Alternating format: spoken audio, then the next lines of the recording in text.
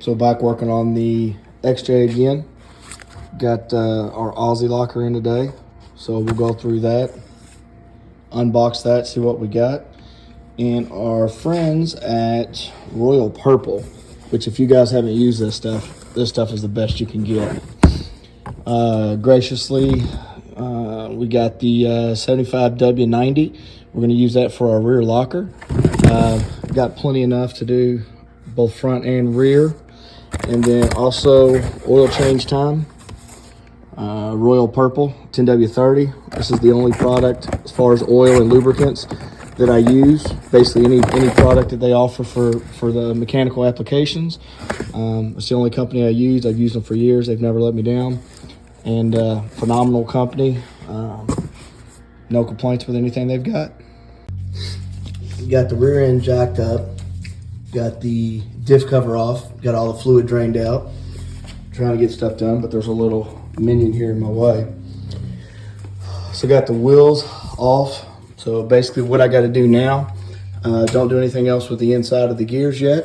We got to get these drums off, and then we can push them in, and then a C-clip will come out, and I'll show you that when we get to that. But let me get these rusted ass drums off. One thing to note, if you're not very intelligent like I am, in order for you to get the drums off, obviously I had to take the spacers off, because the spacers are what actually hook to the actual axle, and then the rim hooks to the spacer. So if you have spacers, take those off first so you don't look like an idiot. So earlier when I was talking about taking the C-clip off, this is a nut right here that holds your center pin in. You have to take this nut off with this bolt, which is not coming off. You probably have to put it in gear. So we're gonna undo this. Oh, all the way.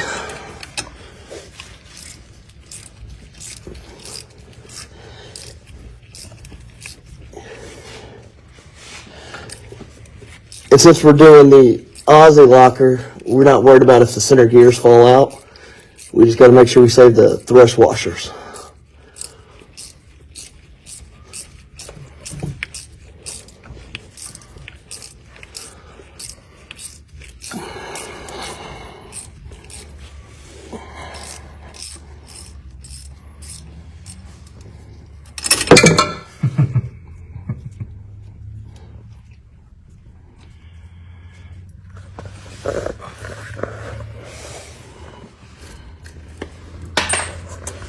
Theoretically, we're gonna have to turn it a little bit. So go put it back in gear? Yeah, put it back in neutral. Make sure your transfer case is in neutral in order to get the pin out so you can turn the carrier. If your transfer case isn't in neutral, your carrier's not gonna spin. You can spin your gears, but not your carrier, and the carrier is what we're focusing on right now. Side where the nut was, actually, just in case you want to know that.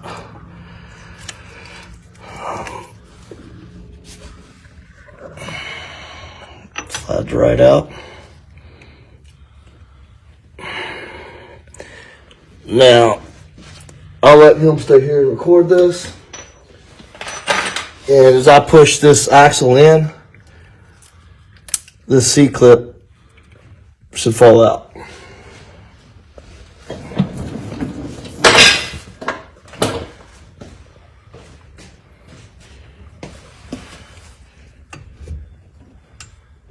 One of them do. One of them do. I think you gotta do it on the other side as well.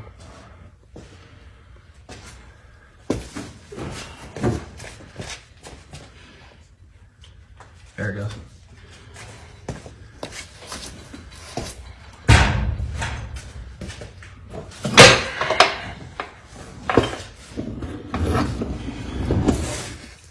Oh, I gotta figure out how to get these C-clamps out. So this is what's holding your axle into the gears. There's one on each side. There's a little ridge in here. And the only way that it can come out is if you push the axle in to free up the tension on it.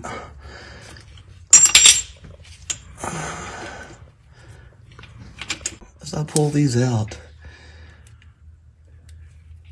these gears should fall.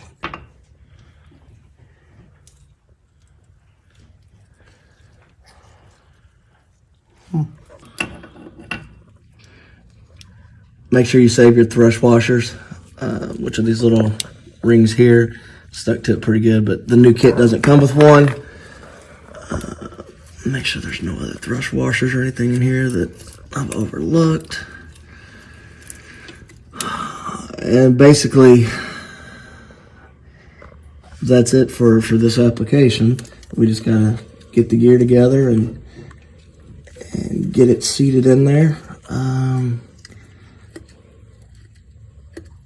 I'm not missing anything in there. It's all in good shape, so let's get the gear and put it in and see what happens. So these are the thrush washers you got to take off of the old gears. Just gonna wipe them off. You're supposed to measure them, make sure they're not burnt, all that good stuff. Yeah. We're just gonna grease them up. They look pretty good. The rear end's been very well taken care of. No issues, no wear on the teeth. It's been replaced before. So we're going to dab some grease on here. You can see it's not even worn. On the inside, it's still got the original color.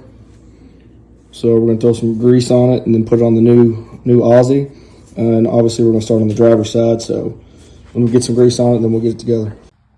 All right, just to be sure on this Aussie locker that we put in, got a micrometer here.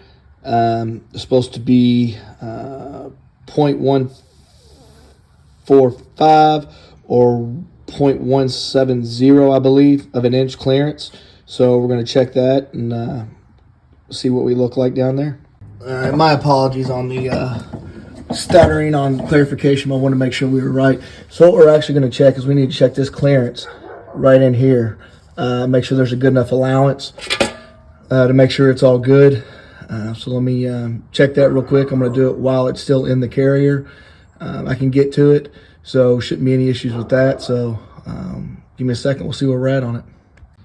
All right, so using the micrometer to test the spacing right there in the center of the Aussie locker, the gap, I am at 0.17, which is in allowance, but it is the furthest end of the allowance, which should be fine.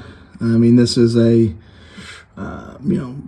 rear end that's got 200,000 miles on it, so some of the stuff's going to be worn, but we are in allowance. The only reason I just wanted to double check is I put it together. It was kind of loud. Took it back, wanted to make sure it was all still put together and everything was squared away, make sure the allowance didn't change. And I had synthetic gear oil in it, so I'm going to run a heavy conventional gear oil in it. And since I had to drain it anyways, I want to tear it back down and just take a look at it and make sure it was all good. So should be good to go. We're going to put it up and give it a test.